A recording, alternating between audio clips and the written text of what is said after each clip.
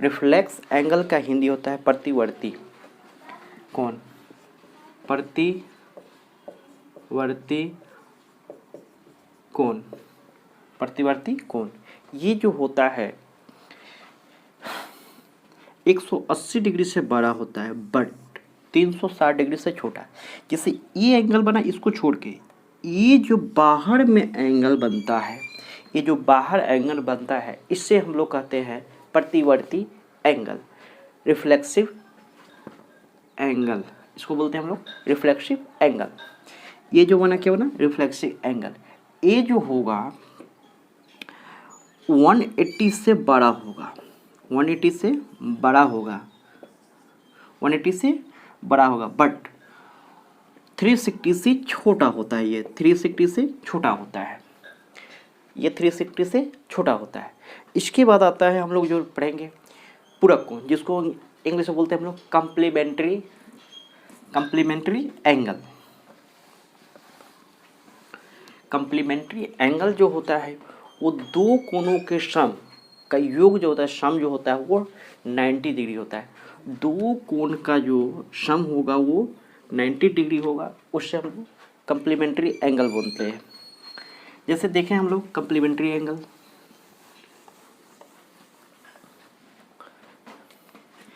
Suppose कीजिए एक angle है, एक एंगल है, ये 30 डिग्री है और इसके बाद यदि कोई एंगल, ये एंगल ए बराबर है, फिर कोई एंगल आ गया बी ले लेते हैं, ये 60 डिग्री है। यदि दोनों का एट 90 डिग्री है तो ये कम्प्लीमेंट्री एंगल है, अन्यथा नहीं है। जब हिंदी में लिख देना है इसका, जब दो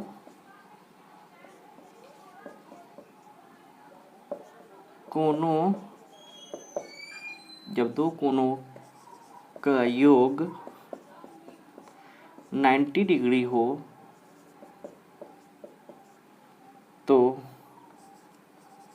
वह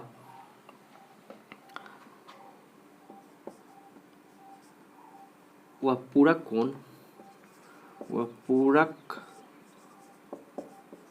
कोण कहलाता है,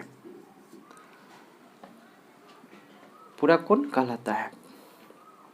When the sum of the measure of the two angles is 90 degree is called complementary angle, is called complementary angle।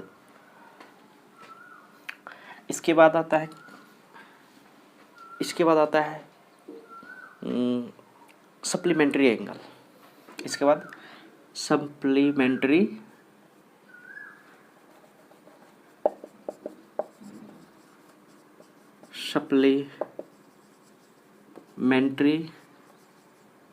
Angle, इसको मिटा लेते हैं, उसके बाद बताता हूँ।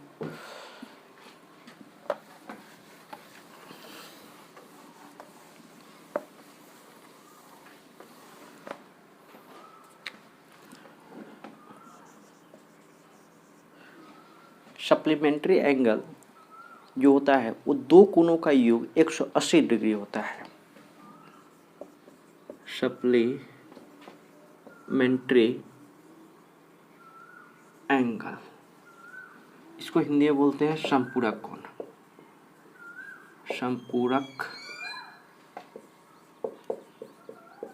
समपूरक कोण, सप्लीमेंट्री एंगल। ये जो होगा दो कोणों का इसका योग जो होगा 180 डिग्री हो तो ये कम्प्लीमेंट्री एंगल होगा, अन्यथा नहीं होगा। जैसे यहाँ पर देखें हम, ये कोई लाइन है, यहाँ पर एक एंगल बना और एक यहाँ पर बना। इस एंगल जो है ये सपोज कीजिए 120 डिग्री है और ये 60 डिग्री है, तो ये दोनों एंगल मिलकर एक कम्प्लीमेंट्री एंगल बनाता है। यहाँ पर कोई बिंदु ले लेते हैं, पॉइंट ए बी सी या डी। तो angle A D C equal to 1, एक मिनट गलती बोल रहे थे, plus angle B D C equal to 180 degree. It is called complementary angle. It is called complementary angle. Actually ये दोनों का योग जो है 180 डिग्री है, चलते इसको कंप्लीमेंट्री एंगल बोलते हैं। उसके बाद आता है आसन्न कोण। आसन्न कोण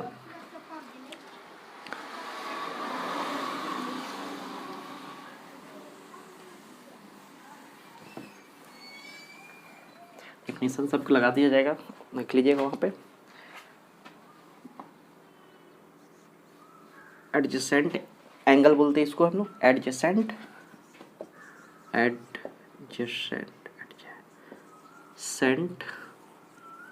एंगल।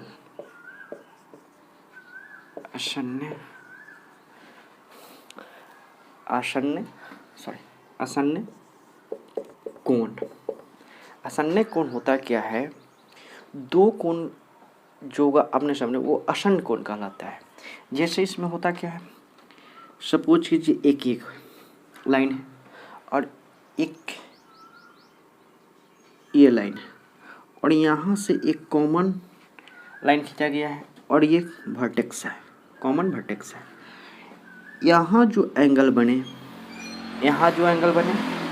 और फिर ये एंगल, दोनों एक ही वर्टेक्स लाइन के बीच में बना हुआ है। ये देखें, ये वाला जो कॉमन लाइन है इसी के ऊपर बना हुआ है। तो इस तरह के जो कंडीशन होता है इसे हम लोग आसन्न कोण कहते हैं, जिसको एडजेसेंट एंगल बोलते हैं हम लोग।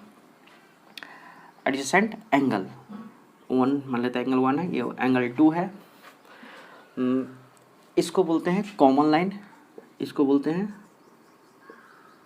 Common line. और ये वाला जो है ये तो पीछे ही बता चुके हैं, ये इसको बोलते हैं कॉमन वर्टेक्स से, कॉमन वर्टेक्स। और ये तो इनिशियल लाइन है, इससे कोई लेना देना तो है नहीं, ये तो आपको पता है। इसको ऐसे उभयनिष्ठ शीर्ष बोलते हैं हिंदी में इसको।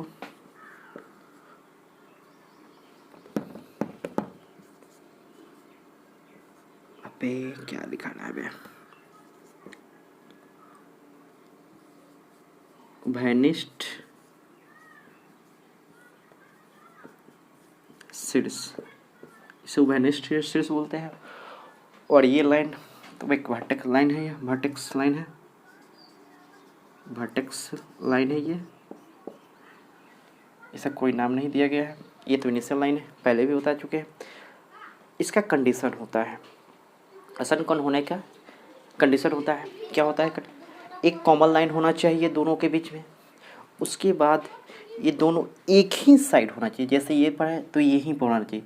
ऐसा नहीं कि इधर भी खींच दे और इधर भी बना दे। तो ये जैसे यहाँ पर एक लाइन खींचते हैं और सपोज कीजिए हम यहाँ एक खींचे हुए और एक खींच दिए और ऐसे खींच दिए, और यहाँ जो बने, यहाँ जो एंगल बने, इसको हम कतई नहीं बोलेंगे एडजेसेंट एंगल, यानी कि आसन्न कोण कभी नहीं बोलेंगे, ये गलत होता है। यहाँ पर दोनों इधर साइड दोनों एक दूसरे के बगल में हो, एक कॉमन लाइन होना जरूरी है यहाँ पे।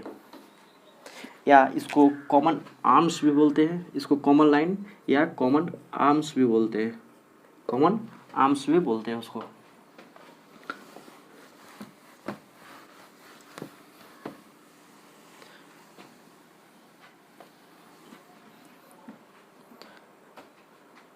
इसके बाद आता है